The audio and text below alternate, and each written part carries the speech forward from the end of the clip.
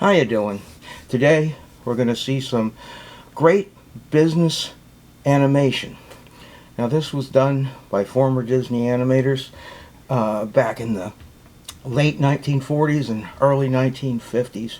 Beautiful animation about the economy and about what happens after the whole country was shut down for World War II and had to come back. Well, that seems pretty reasonable for right now, doesn't it?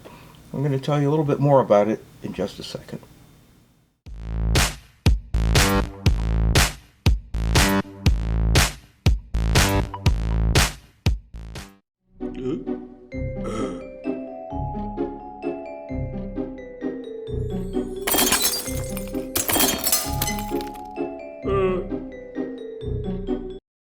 Tom Reich here for Make Business Smarter, and today we have, well, I think a good way to close out this cartoon series. Everyone's starting to go back to work.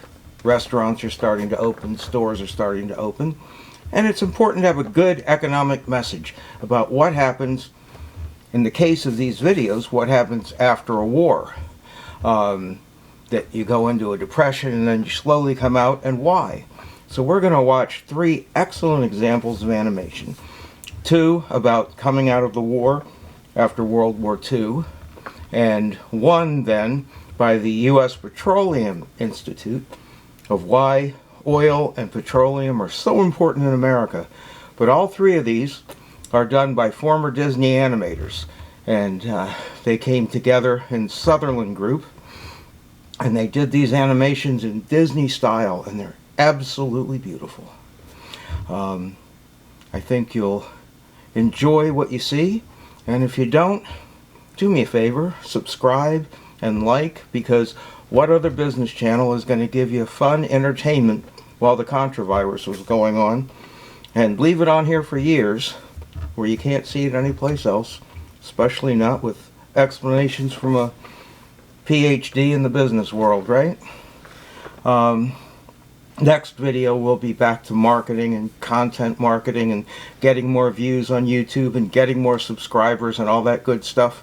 And hopefully you've been watching all the old videos and learning from that. But now as we go back to business, it's important for you to get customers again, and we'll go back to the live videos. But for today, let's sit back and enjoy some great old Disney animation from the Sutherland Corporation.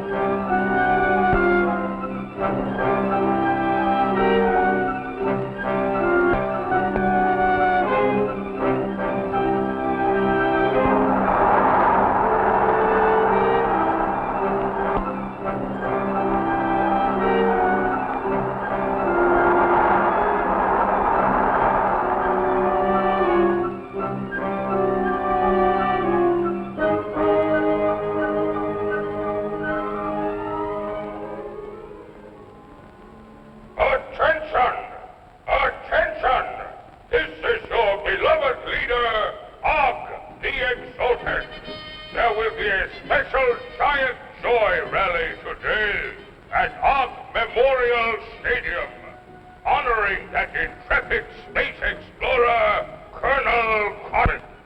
Hear the Colonel's first words since his return from the planet Earth. You are all commanded, invited to attend.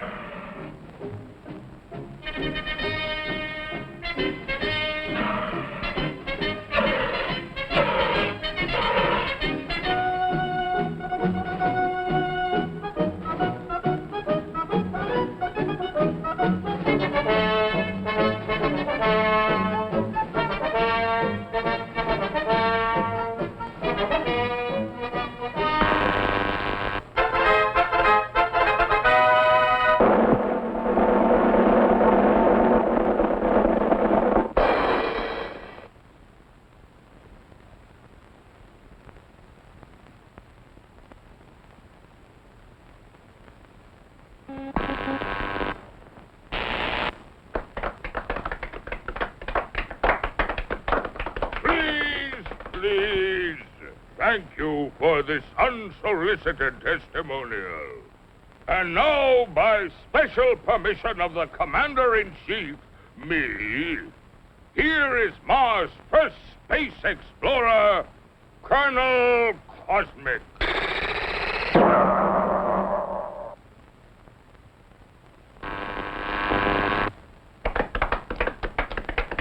I can't tell you how happy I am to see your smiling faces once more.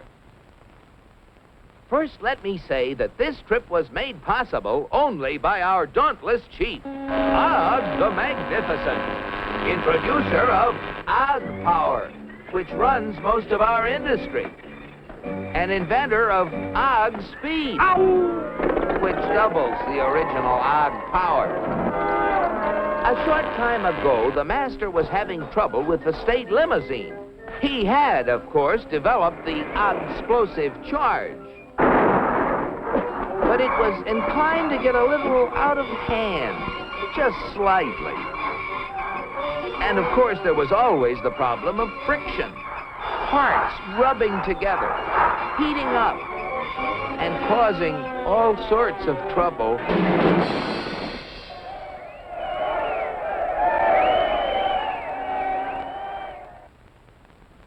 But our leader was undaunted.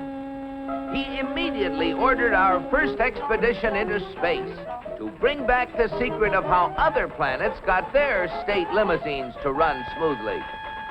The target was picked with painstaking scientific accuracy. Destination, Earth. You all know with what eagerness I volunteered for the mission, and with what confidence I took off.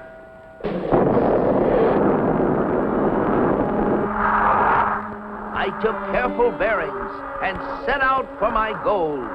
It seemed no time till I was approaching a country of Earth called, the United States of America. I set her down like a feather.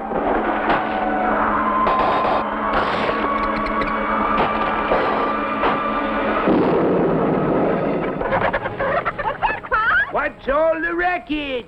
Naturally, I protected government property by making the saucer invisible. They're after the chickens, Ma! And though the natives showed great interest in me, I decided to make myself invisible, too. Seeing moving lights in the distance, I headed for them. What phenomenal luck! I had landed close to what seemed to be an endless procession of state limousines. They moved quickly, and yet with fantastic smoothness. I just had to get a closer look at one of those Earthmobiles.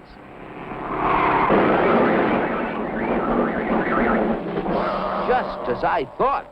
Not only smooth and efficient, but powerful as well. I watched them for hours.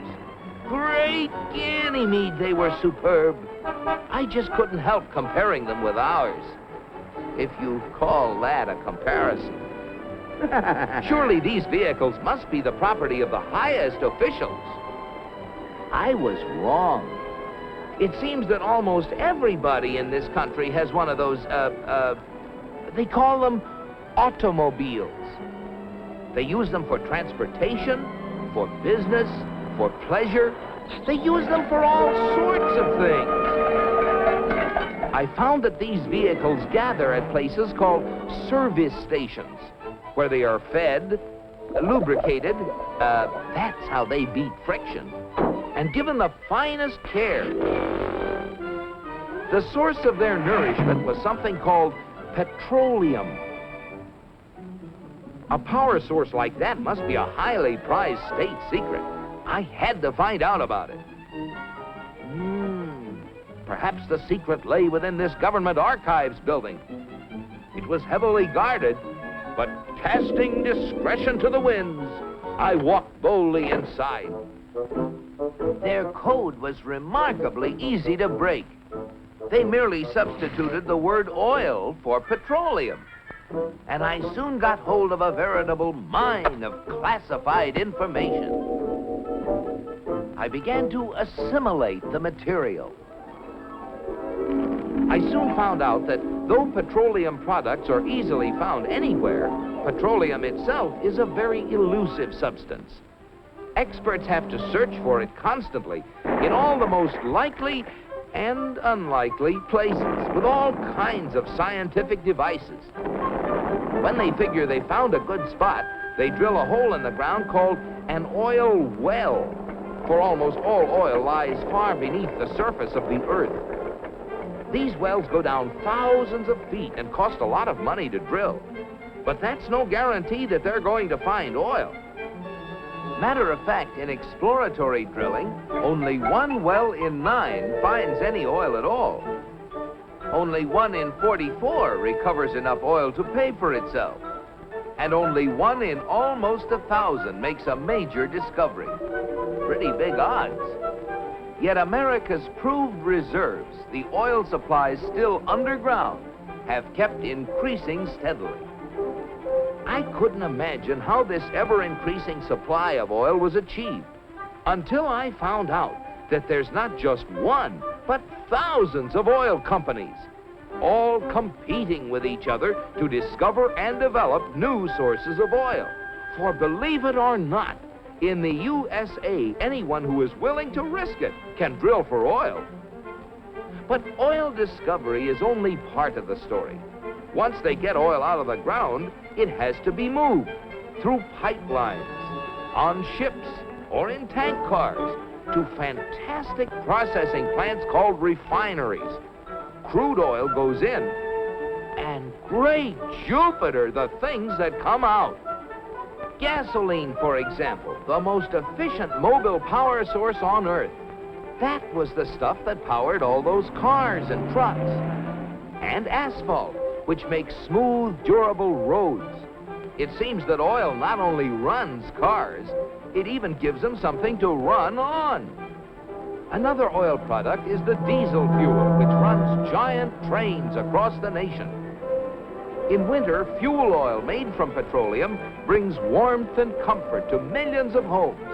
And still other fuels help defend America's shores and skies. From refineries also come the lubricating oils and greases that keep the wheels turning in America. But that still isn't all. Crude oil, like everything else, is made up of billions of tiny molecules. And using the magic of research, oil companies compete with each other in taking the petroleum molecule apart and rearranging it into, well, you name it, fabrics, toothbrushes, tires, insecticides, cosmetics, weed killers, a whole galaxy of things to make a better life on Earth. And you know, it isn't just oil companies that try to outdo each other, competing for the customer's dollar. The same story is true of almost every successful business enterprise in America. The result? A higher standard of living in the USA than in any other country on the whole planet. At last, the secret was mine. And now, to get proof of my discovery, smuggled past the border guards. In spite of my infinite precautions, one of them became suspicious and gave the alarm. Come back for the eggs, did you? Yeah. And so, with the fond farewells of the natives ringing in my ears, I took off once again for Mars. My landing was a little bumpy, but I saved my precious cargo. Yes, I brought the secrets back with me, and here they are. The big secret is, of course, oil, which has brought a better life to all the people in the USA. But the key to making oil work for everybody is competition. Fellow Martians, I thank you. Very interesting, Colonel. Oil, huh? Sounds splendid. But that, what was it? Competition. Not our kind of thing at all. Why, competition is downright unmatched. Oil? We'll have oil for everybody. That's what we need. Oh, boy, oil.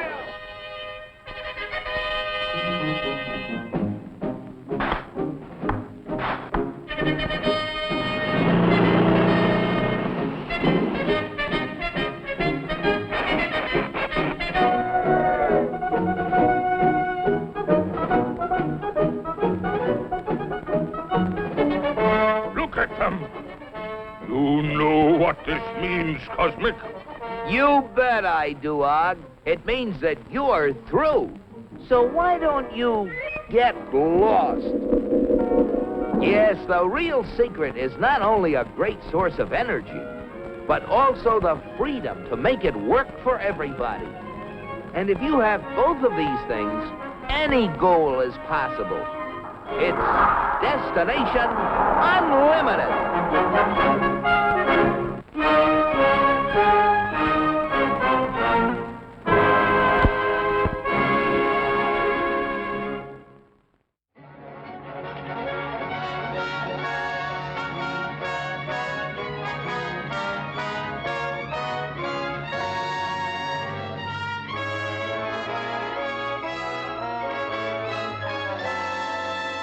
The whole world is aflame.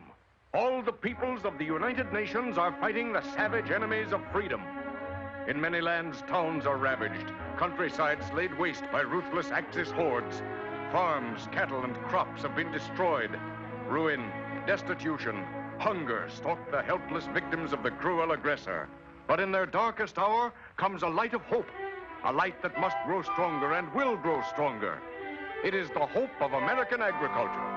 Though this nation must fight to keep invaders from its own shores, its farmlands are abundant, greater even than the areas of Norway, Sweden, Denmark, Spain, Portugal, France, Switzerland, Great Britain, Poland, Czechoslovakia, Belgium, Holland, Yugoslavia, and Greece.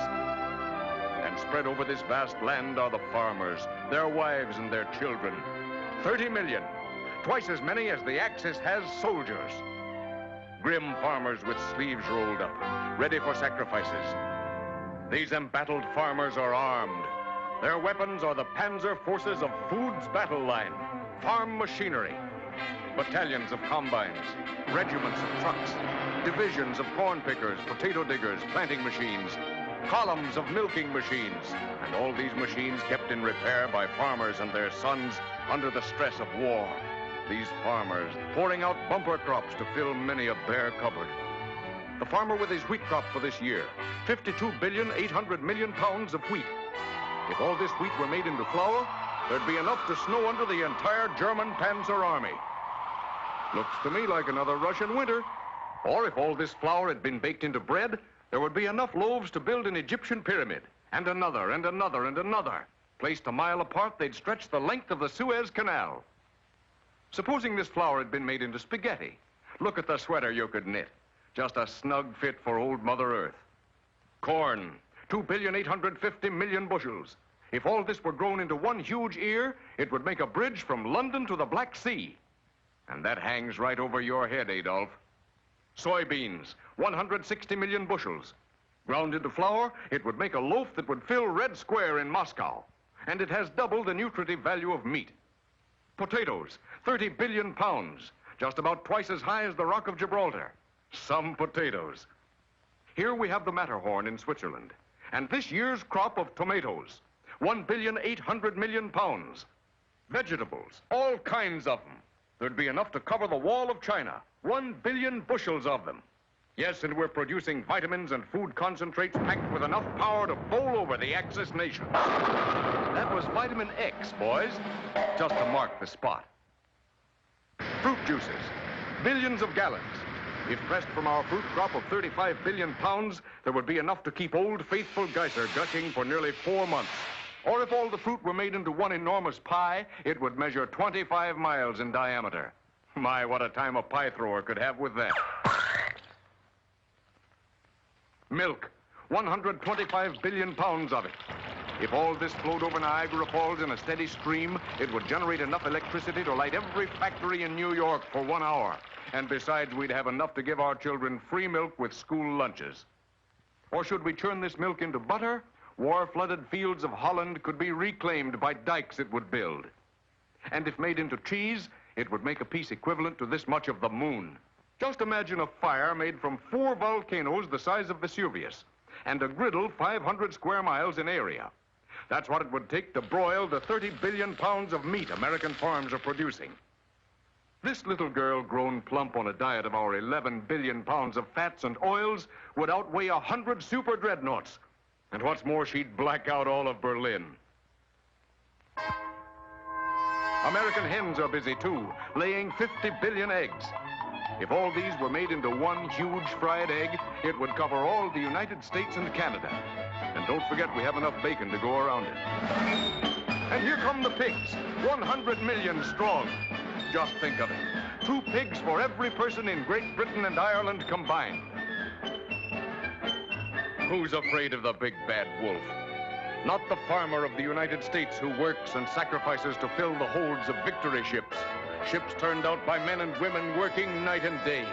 Ships that must be fought through dark oceans where submarines lurk. Ships guarded by aircraft, more and more of them. Ships protected by the blasting fire of men of war. Ships loaded with food for freedom, produced, fought through, and delivered to all who fight for the freedom of speech, freedom of worship, freedom from want, freedom from fear. Under this insignia is shipped food that will win the war.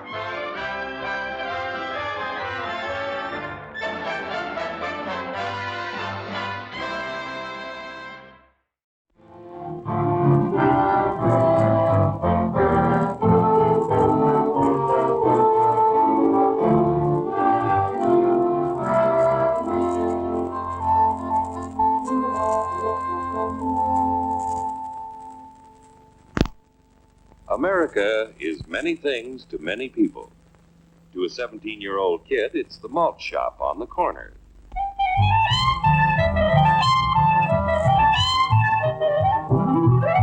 To Grandpa, it's the front porch in the cool of the evening. To Mother and her family, it's church on Sunday morning. And to Dad, it's his favorite relaxation.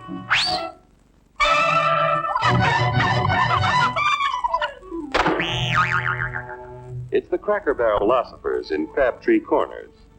And it's the tycoons in Wall Street. It's all races, creeds, and religions. It's freedom to work at the job you like. Freedom of speech and to peaceably assemble. Freedom to own property. Security from unlawful search or seizure. Where's your warrant, Flatfoot? The right to a speedy and public trial. Protection against cruel punishments and excessive fines. The right to vote. And to worship God in your own way. It is these freedoms that have made America strong. Okay, so we got our freedom. But management's lousing up everything. Labor is at fault. It's ruining the country. My constituents, as your elected representative, I can assure you Labor's right, management's right. I'm strictly neutral. Labor, management, politicians, phooey. They can't tell corn from oats. Wait, Hurry, step right up, folks. Here's the answer to your problems. Dr. Utopia's sensational new discovery, ism. Ism will cure any ailment of the body politic. It's terrific. It's tremendous. Once you swallow the contents of this bottle, you'll have the bountiful benefit of higher wages, shorter hours, and security. Enormous profits, no strikes. Remember, you're the big boss. Government control, no worry about votes. Name your own salary. Bigger crops, lower cost. Why, ism even makes the weather perfect every day. And now then, because we are introducing this amazing item for the first time in this country, it isn't going to cost you 1 cent. All you have to do is sign this little scrap of paper, and you get your bottle absolutely free. I hereby turn over to ISM Incorporated, everything I have, including my freedom and the freedom of my children and my children's children, in return for which said ism promises to take care of me forever.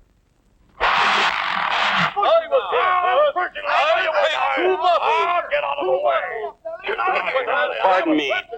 Pardon me. And who are you, my good man? I'm John Q. Public.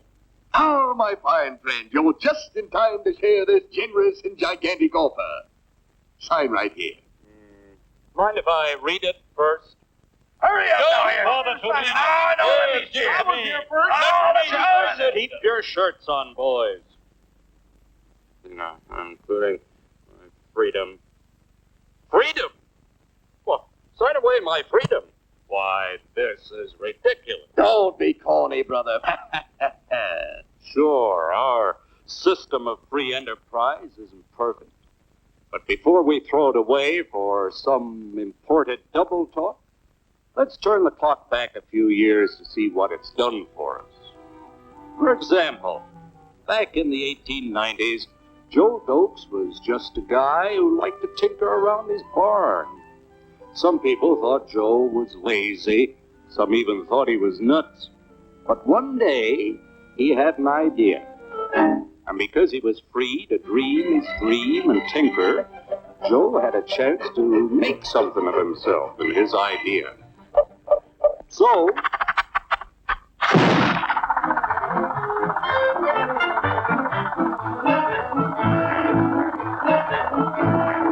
of course, some people didn't think so much of Joe's idea. But that didn't stop him.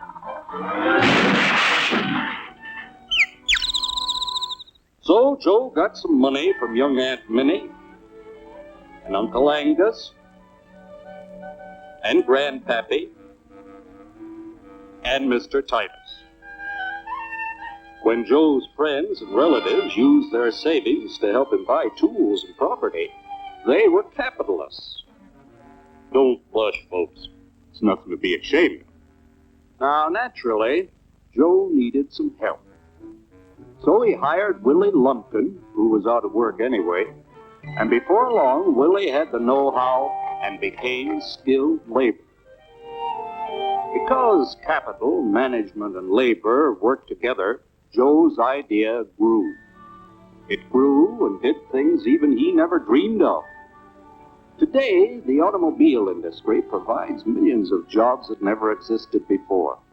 And remember, this is a story of only one industry. There are thousands more scattered all over the United States whose history of development is pretty much the same. We've built a country under the American system that sends more young people to high school and college than all the rest of the world combined.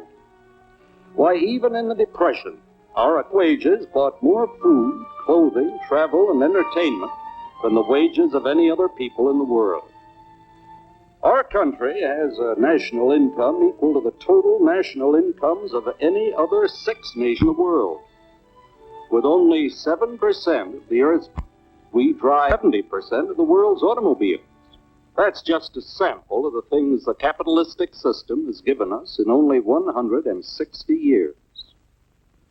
Before signing up, you boys ought to try a little taste of Dr. Ism's formula to see what you'd get in exchange for your freedom. Go ahead, try it.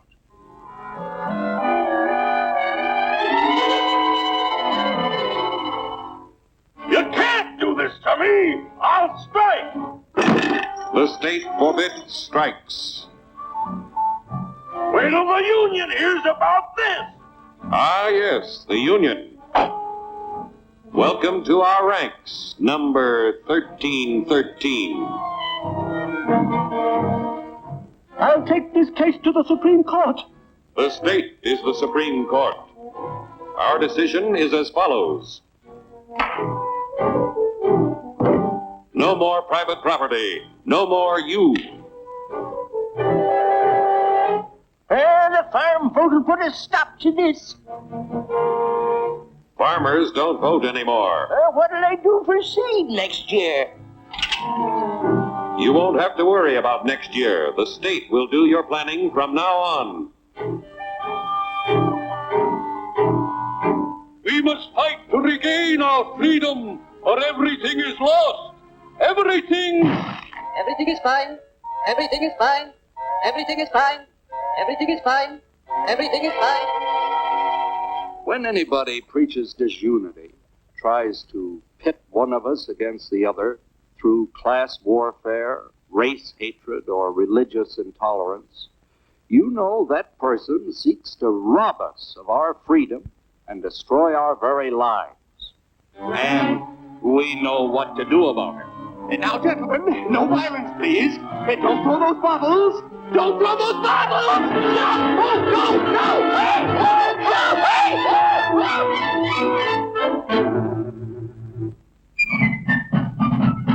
Working together to produce an ever greater abundance of material and spiritual values for all.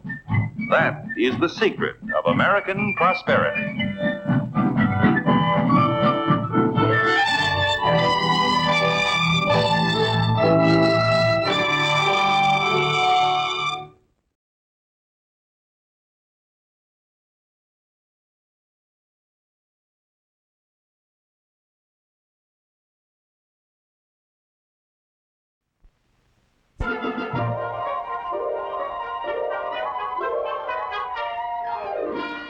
In the inspired union of our 48 states, we Americans have forged a great nation and a glorious history.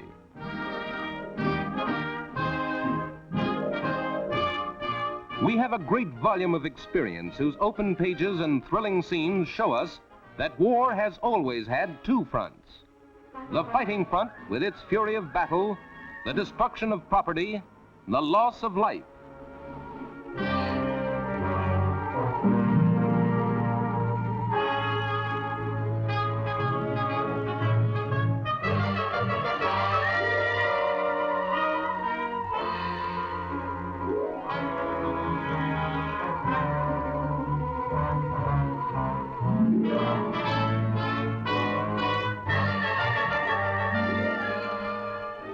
And behind the lines, the civilian front with its job of living and producing. In the Napoleonic Wars, there was no effective price control. To get the necessities of life, people had to pay so much money in the first year of these long and bitter wars. For the same amount of goods in the second year, people were forced to pay more money. And still more in the third. This price rise continued until Napoleon finally surrendered at Waterloo.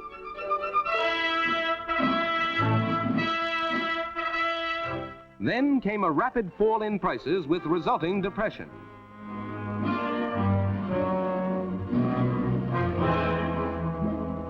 In the Civil War, we had no effective controls, and prices continued upward until the end of the war.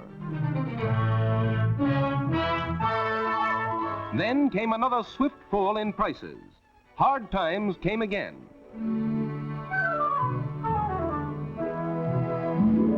During World War I, inadequate controls let prices rise rapidly until the armistice. This inflationary rise stopped momentarily, then climbed to the dizziest peak in history before the country fell into disastrous depression. Let's examine closely this first great industrialized war. First came wartime inflation. Then a new thing happened. We had post-war inflation. Deflation and depression followed. Wartime inflation occurred because stores that in peacetime had enough for those able to buy could not be supplied by many factories, which had to convert to war production. More people had to be employed to produce the weapons needed for victory. This meant that people had more money than there were goods to buy. Prices were bid up. Inflation resulted. Post-war inflation came because reconversion did not happen overnight. Civilian goods were hard to obtain. It took time to transfer men and machines to peacetime production. Those goods that were available were quickly bought by returning veterans who needed clothes and other things. By war-torn countries that needed relief. By people who showed little or no restraint in their buying. Scarce goods became scarcer. Prices were bid up higher and higher. Inflation continued. Deflation started when fewer and fewer people could afford to buy. Goods piled up in stores. Orders to factories were cut. The plants began to lay off workers. This reduced buying power. Slow-moving goods forced storekeepers to cut prices and cancel more orders.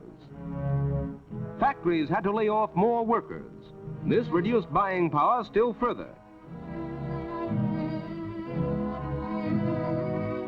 Merchants, in an effort to clear their shelves, cut prices below cost. But trade was near a standstill. Stores closed. Factories without orders also closed, and still more workers were laid off.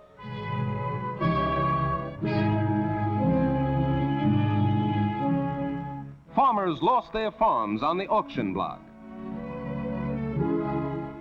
Farm foreclosures mounted.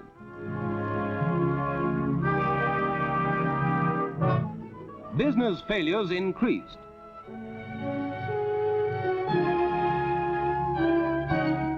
Unemployment became widespread.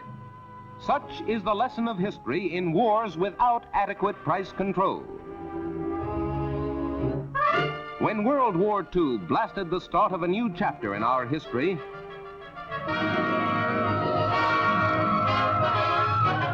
prices began to rise. But this time, your government had the foresight to establish effective price and rent controls. And with the magnificent cooperation of the people of the United States, the price rise was checked and controlled until final victory. World War II experience demonstrated that controls can hold the line. World War I experience demonstrated that inadequate controls will bring inflation, followed by deflation and resulting misery.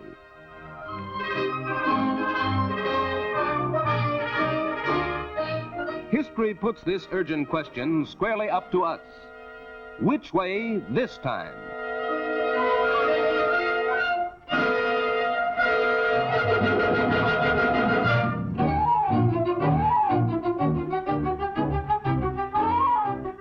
There can be but one answer. The fight against inflation must go on. Price and rent controls will work only if we cooperate as we did during the war.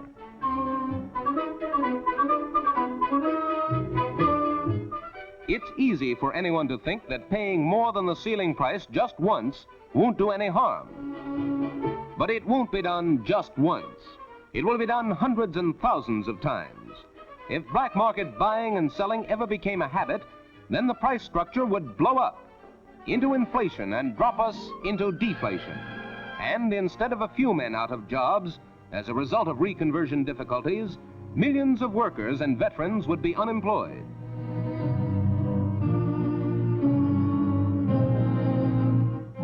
Price control and rent control, to be effective, must have the cooperation of all the people in the reconversion period.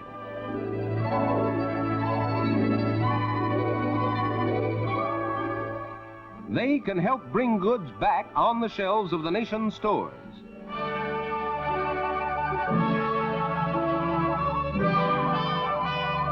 Goods at prices people can pay.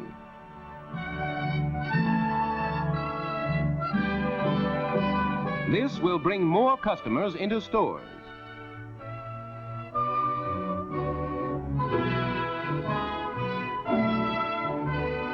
Customers that will enable merchants to place more orders for more goods.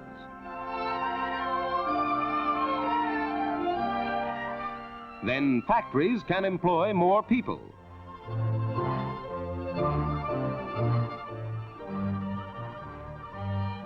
People to produce the flood of goods that will make controls no longer necessary.